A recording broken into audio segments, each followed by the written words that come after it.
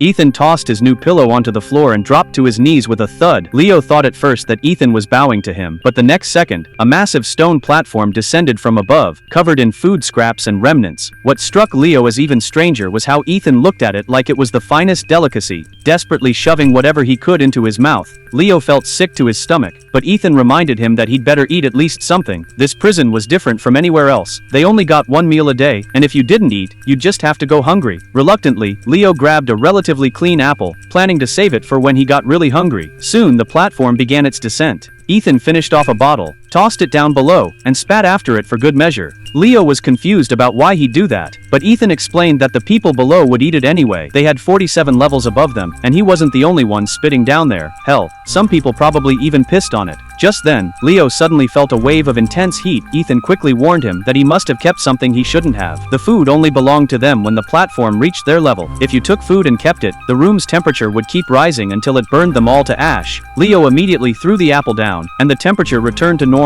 The next day, the platform arrived at Leo's level 48 right on schedule. As expected, the food was once again completely trash. Ethan knelt in front of the platform as usual, wolfing down whatever he could find. When he finished, he actually pissed straight down onto the prisoners below. Leo was absolutely stunned. His stomach churned, and he quickly changed the subject, asking how many levels this place had. Ethan said he didn't know. The lowest he'd ever been was level 132, and it appears bottomless below. What's even left down there to eat? Not even piss? Leo wondered aloud, completely baffled. Looking at Ethan, he didn't seem like someone who'd gone without food, but then Ethan pulled out a knife. He was clearly planning something. For 3 straight days, Leo hadn't eaten or drunk anything. Finally, on the 4th day, he couldn't hold out any longer. He carefully picked up a green bean and tasted it. The dopamine rush from food sent him into a frenzy. Gradually, Leo adapted to life here. He started imitating Ethan, carelessly wasting food, and when he found something he liked, he'd gorge himself until he threw up. But then one day, a disheveled woman came down on the platform. Leo rushed over to ask if she was okay, but the woman was extremely wary. Ethan warned Leo not to get involved. She was crazy, came down once a month looking for her child. Soon the platform descended again, but on level 49, 2 desperate men spotted the woman and dragged her away. Leo screamed for them to stop, even wanted to jump down to help, but each level was 20 feet high. He would definitely not survive if he jumped. Before long, the woman climbed back onto the platform by herself, but those 2 men never appeared again. At that moment, Leo finally understood just how terrifying this prison really was. He and Ethan became inseparable, relying on each other to survive in this brutal environment. But Ethan soon taught him a harsh lesson. That night, a pungent smell filled the air. Ethan told Leo they were about to switch levels, and he hoped they'd end up somewhere better. Everyone soon fell into a deep sleep. When Leo woke up, he found himself tied tightly to the bed, and Ethan approached with ill intent. They'd been assigned to the rare level 171, where there wasn't even a scrap of food left. Then Ethan pulled out his weapon.